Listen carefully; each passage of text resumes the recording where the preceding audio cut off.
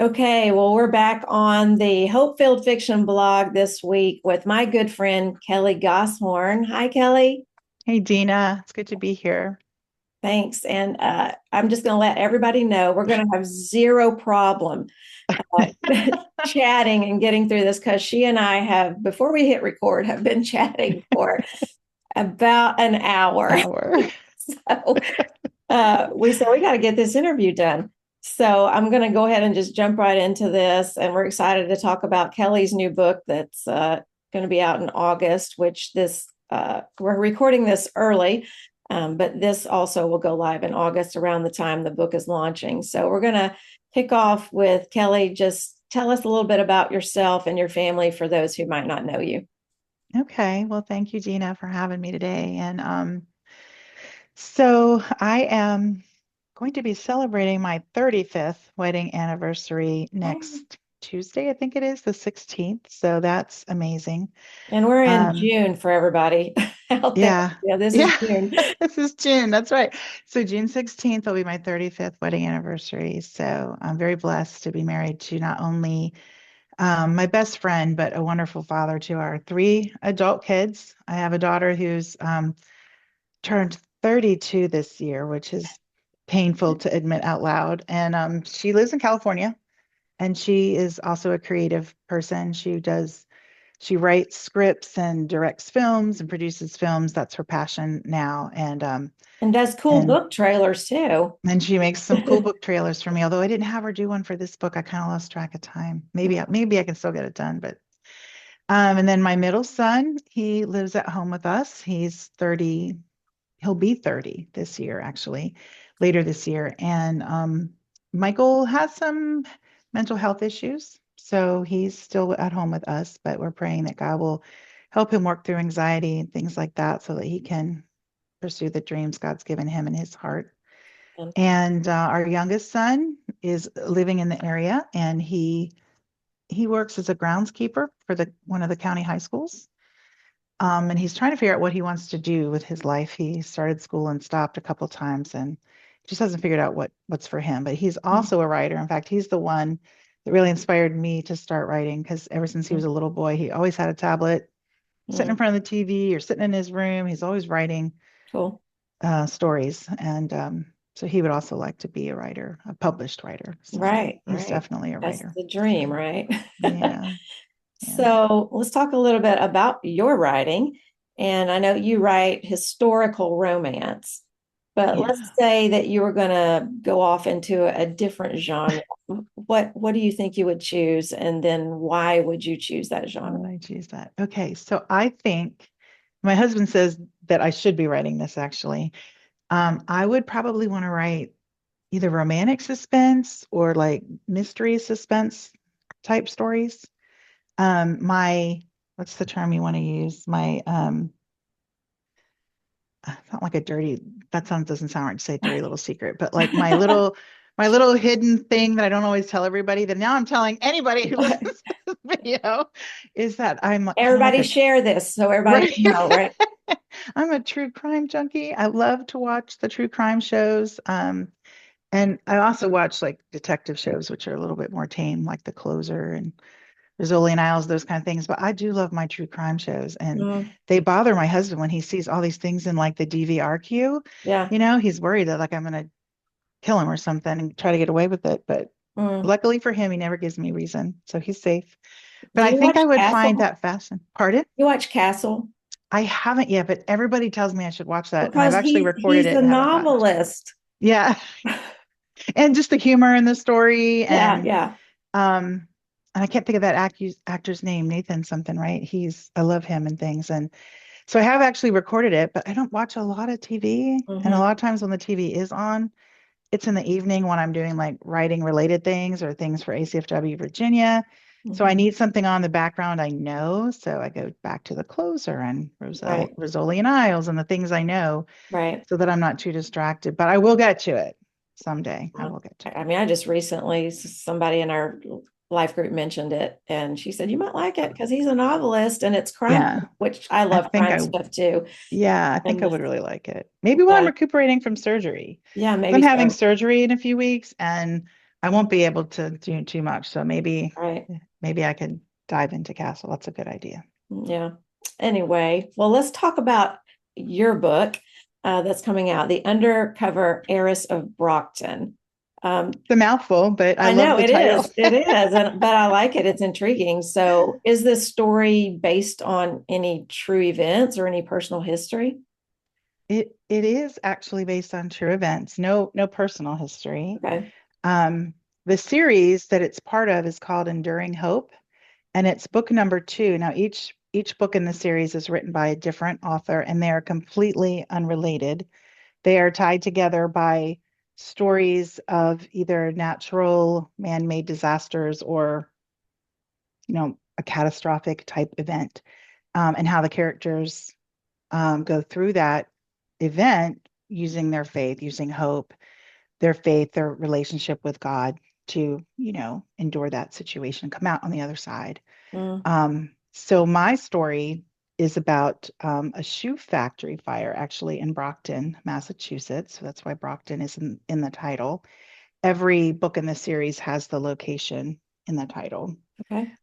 So yeah, so this boiler exploded in a shoe factory um, in March of 1905. So actually, this past March marked the 125th anniversary from this disaster, and it's kind of like I mean, I'd never heard of it. I literally went to Wikipedia, searched American natural or man-made disasters, and got this huge list. And I Okay. don't know why I clicked on that one, but I did. And it was the picture of this massive factory that took up most of a city block, side by side with the building completely gone except for the smokestack Mm, next to it.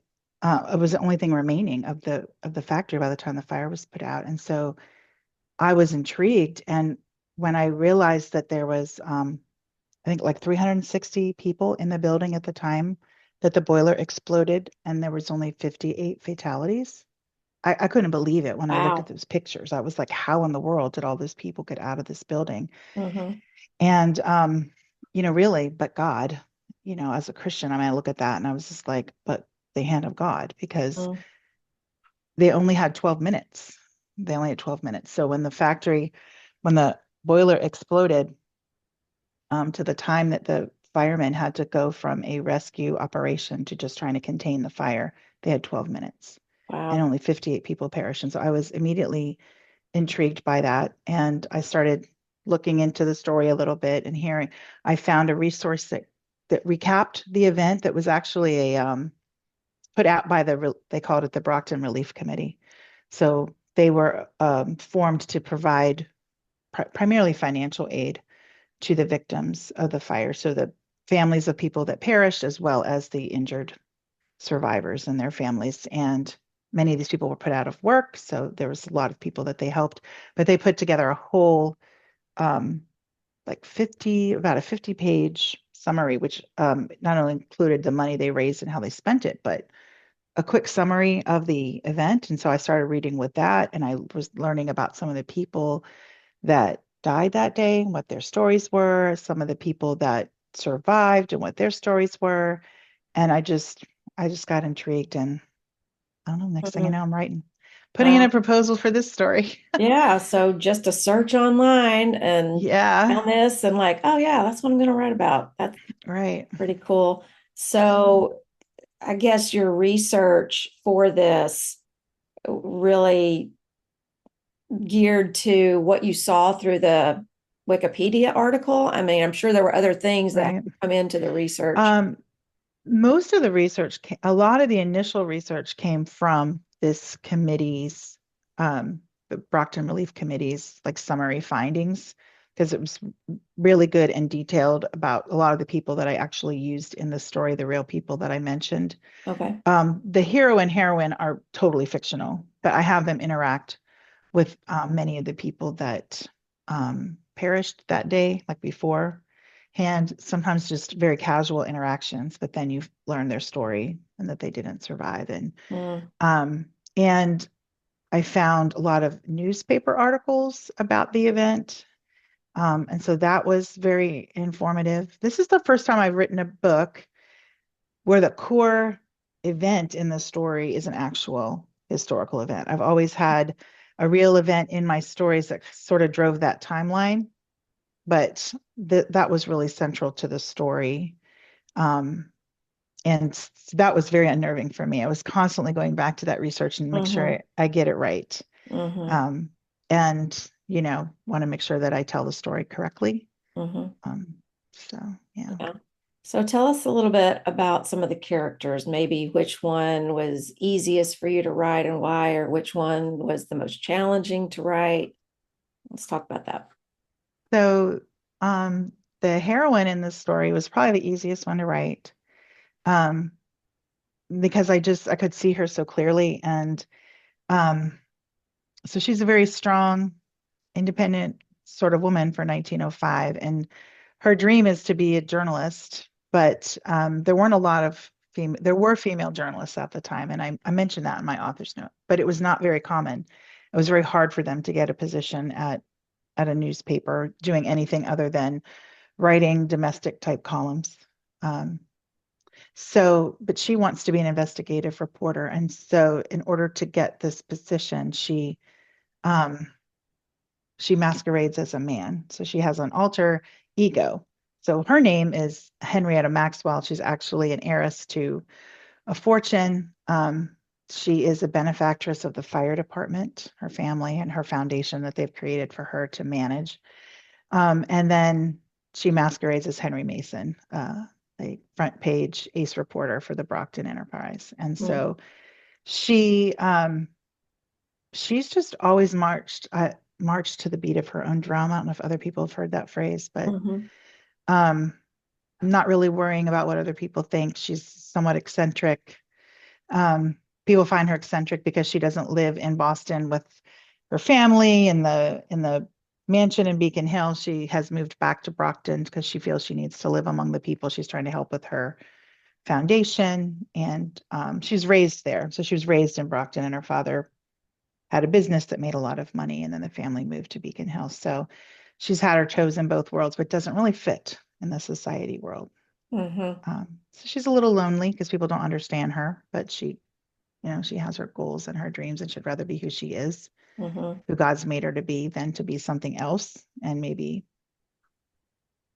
have more friends or have that society life or whatever. Right, right. So I found her easier to write. I could see her clearly. Um, I thought my hero was a challenge. I made him a fireman. And interestingly enough, where this shoe factory was, the same block, the only other building that occupied the block was the Campello fire station. Hmm. So these men were able to get on the scene right away and start putting out the fire. But I had read in my research about a fireman who I only knew him by the last name of Moore. I could not find anything more about him than these small references to him, who was able to, using a hatchet, break through an iron gate and save several um, people that were trapped that couldn't get out the door because it was locked. So he was able to break the lock open with his hatchet and get them out of the building safely. And so when I read that, that's why I decided my hero would be a fireman. Mm-hmm. And I try to recount that incident. I have him rescuing people behind an iron gate in honor of Fireman Moore. Mm-hmm. And but I found him a little challenging to write because we were talking about character motivations in our own conversation before we recorded, and I kept trying to find different motivation for him, but it kept coming back to I wanted something a little different. But every time I tried to write something different, he kept taking me back as our characters direct us. Yes. He kept taking me back to a friend that had been lost in the force in a fire because he didn't follow directions and went back in after Mm-hmm.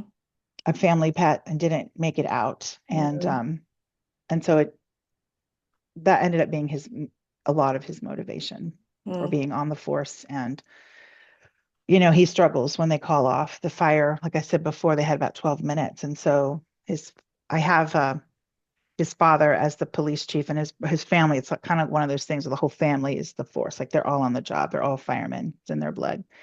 So when the father makes the call that we're pulling back as the incident commander, that he has a really hard time with that because Mm, um, truthfully, they're the victims that did not make it out. Many of them burned alive. And so right. there were a lot of reports about hearing the wails and the Mm, agony of the people as they were mm, dying. mm. Um, and so, that was something that he had to kind of grapple with and live with. Right, right. And is that a scene in your book It that is. It is. That was probably the hardest scene to write. I know you asked me about my characters, but that was probably the hardest scene to write Mhm, because that was several chapters, many chapters. I don't even know off the top of my head how many. mm, The whole day of the disaster. I start a little bit before that so you can kind of see my characters in their real world, get to know them a little right, bit right. before we throw them into this situation. And that was really hard to write. Again, I had to keep going back to my research and, what was the order of things? And like, oh, I didn't mention that. So I want to put that in, and keep the story moving at a pace that wouldn't bog down the reader. Mm-hmm. So I think there were a lot of things that went into that factory burning to the ground. I mean, definitely the boiler exploded. The factory had actually replaced the boiler. I think it was the year before, and they had taken the new boiler offline for regular maintenance, and were using this old boiler and it was the old boiler that exploded. And um, the coals, the flames, everything's flying. The tank of the boiler flies through the 3 stories of the factory, hits the water tower. The water tower then falls onto the factory, completely Mm, flattening the back portion, which is where most of the people that perished in the building died. There was, I think, only 2 victims that died of their injuries after being rescued. mm, So that area was hit the hardest. But then those flames are hitting floors that are polished weekly with linseed oil, so very flammable. mm, 300 windows in the building blast, are broken. And so air rushes in, feeds that fire. And before mm, you know it, you've got like just an inferno. mm-hmm. Um, so it was just a tragic, like one of those perfect storm type Yeah, situations yeah, where that'd it be was thing terrifying. upon thing upon thing. Mm, And the firefighters, it is not like firefighting today. They did not have protective gear like we know, oxygen masks. They are wetting bandanas or other kind of mm, cloths and putting them over their mouth to try to filter mm-hmm. out smoke.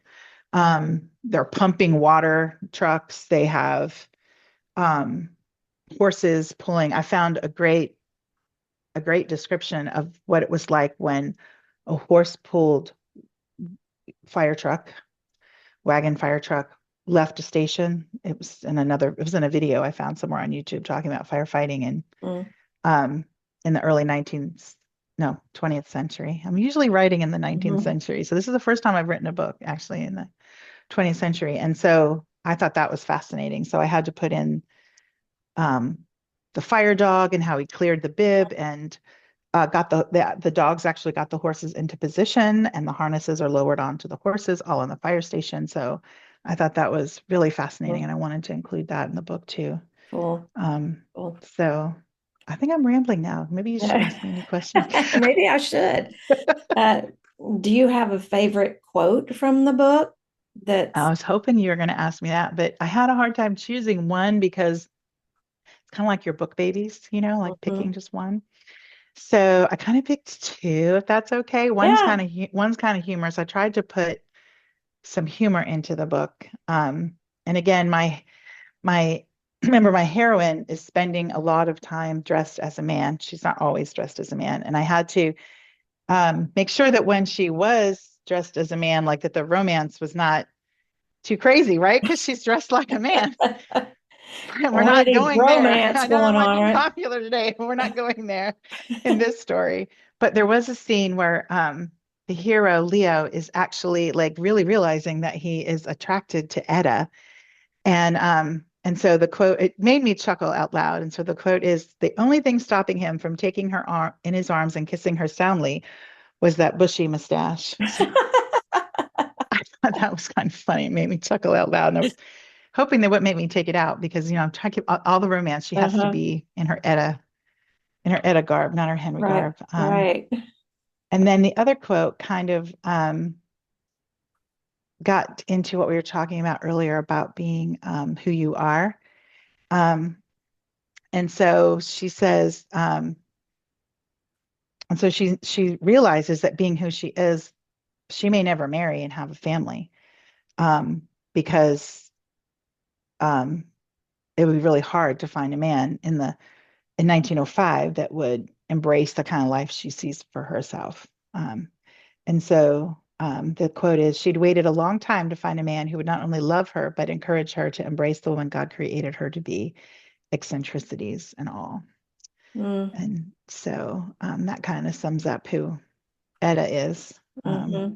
That's Yeah, great. I love that. So I'm wondering if that's kind of touching on the theme of your story, like what you hope the readers are going to take away when they close the book. A lot of times there's some kind of a message or right. something that we want people to walk away with. Yeah.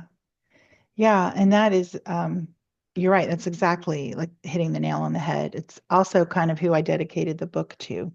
I also have in there about for all the God-fearing ladies that like to march to the beat of their own drum, just to embrace who God made you to be is really Mm-hmm.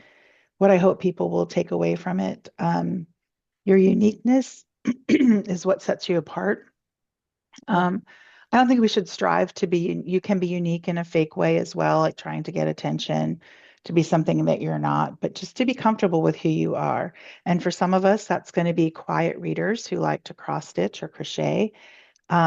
For some of us, it's going to be outgoing people who love to play board games and always want to have people around. For some of us, it will be, um, artists and bakers and just to be okay with whoever it is that you are. If you love sitting on your porch in the country and watching the sunset every night, Gosh, that sounds you don't, great. doesn't it sound great? Like I'm hoping that'll be my retirement. I don't That's what know. I'm One hoping. day, one day. But like you don't have to be something that you're not, whatever it is that you think you should be. And sometimes I struggle with that as a writer. Like I I'm such a I'm really kind of a plain Jane. And I always feel like, artists and creative people should have on like really funky jewelry and clothing. And, you can just look at them right away and know that like there's some kind of artsy person. Mm-hmm. And I'm just, I'm just not that. Mm-hmm. So sometimes I feel like, am I a sham just because I don't feel like I fit whatever silly image I have of myself of what a writer should look like, Mm-hmm. or something. But so I think it's a struggle that we all go through. And um, Yeah. and I think that's what I was trying to get the message across in the book, and that Etta, like she never really doubts that, but I think she longs to have the family. She longs to have more friends. Like there's a scene where she's at a garden party with all the socialites, because she also writes for a women's like social magazine called The Gilded Gown. She has to cover like the weddings of the season and the parties and the this, that, and the other thing. And one of her childhood friends and her, she's like talking to, and but then the mother kind of steers her away from Etta because Etta's a little, woohoo. So we need to go over here and talk to Mrs. So and so. I don't remember what her name was, whose daughter is now a duchess or something. This is at the Mm-hmm. time when all the American heiresses were getting married off to the British, especially the new money people, Yeah. right? So yeah, so I think she struggles with being a little lonely and embracing who she is, and then God brings Leo into her life to Mm. shore up those places. So Yeah. Well, I know you and I at our board planning retreat, for those who don't know, Kelly and I are on the ACFW Virginia board together and have been for 5.5 years, which has been amazing. But at our planning retreat this year, we chatted a little bit about your book. And I just immediately thought, I really want to read this book. It sounds so good. aw, And so I've pre-ordered my copy. aw, I'm anxious to get it thank in you. August and read it. And hopefully everybody who's watching this has gotten an inside glimpse too, and they're dying to read it too at this point. But my last question is going to be, Okay, this book's coming out in August. Then what? Like, what are you working on something now? Is there something else we can look forward to? I don't have anything contracted at the time. Um, I have something submitted, a novella, part of a novella collection I have submitted to the same publisher, Barber, that I haven't heard back on yet. And I was hoping to have a proposal done for another not full-length novel called The Advertisement. And that's part of a series I'm hoping that will get picked up called Husband Hunting, where I have each one of Mhm. the wives, not wives, each one of the women, I mean, in the stories, um, they're pursuing the man for some reason. They need to get a husband, and they actually do the pursuing and the asking. And so yeah, the tentative title for that is Husband Hunting. And Sounds the fun. first story is called The Advertisement because she's going to put an ad in the matrimonial news for a mail order groom. So, Okay. Now, is but that something you'd have other writers like joining you in? no, this if picked up would be me for all Okay, three books if they took all three or just the first one. gotcha. The novella collection would be that the one that we have in that's not picked up yet that we're hoping will get a contract has myself, Angela Couch, Jennifer Ularic, and Kylie Woodley um, had all put in different novellas about a woman who is in a sane asylum Mm, and she escapes. And so through each story, the lawmen in each story are pursuing this same woman. wow. And then she gets her story. The last story is her actual story in this series. It's a little bit different take, and that's why we are really hoping they'd pick it up.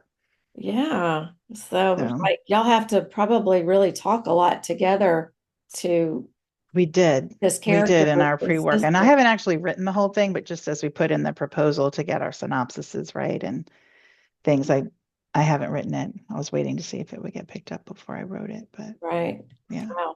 Well, that sounds like some fun stuff. And I know you probably have other books maybe that you've written that are not published that are kind of on the back burner that I maybe you're do. thinking maybe one day. Yeah, I have one that's dear to my heart that anybody that's spent probably more than 5 minutes with me has heard about Asa. Asa, I love Asa. come on, Asa. That's a Civil War series that actually is the story that got my agent's attention. Mm, But in the end, she felt that the climate in the country, this was back in like 2021, maybe, uh, I think around that time, just wasn't like Civil War stories. But the publishers probably wouldn't be too yeah, keen on taking a brand new right. author and putting her out there with Civil War, as opposed to there are many that are Mhm, established. And so he's kind of waiting for the time to be right for it to come mhm, out. But I love Asa. He's the only bad boy I've written so far, mhm, but I love him dearly. He has such a great conversion and redemption story that I love. awesome. Yeah. I love that. That's called Resurrecting Asa Campbell, and hopefully Mm, someday it will make it out into the I'm world. believing for it, just like I'm believing my first story with the interracial couple will one Yes, day be out there into I the do world. too. God's timing, I guess. Yeah, well, you're such a beautiful writer, Dina. I know you're going to find a home for your stories. We'll see. I'm Yeah. waiting for that. Yes, but all in God's time and His way, and I'm just gonna keep on moving forward. Well, this has been so much fun, as I knew it would be. We have no problem talking, and if you don't know Kelly as a person, you're missing out because she's an amazing human being, aside from being an incredible Aw, writer. thank you. So I hope that you will pick up The Undercover Heiress of Brockton and take a chance on this. It sounds great to me, and I can't wait to read it. And we're going to do a giveaway here on this post. So all you got to do is comment, and you got a chance to win. So we're going to sign off now. As hard as that is, I'm going to say thank you, Kelly, and looking forward to this book. Thank you, Dina, for having me. And yeah, I hope your listeners and readers of the actual printed blog post will enjoy the story if they choose to pick it up. Yes. Thank All you. right. Have a good one. Bye, Dina.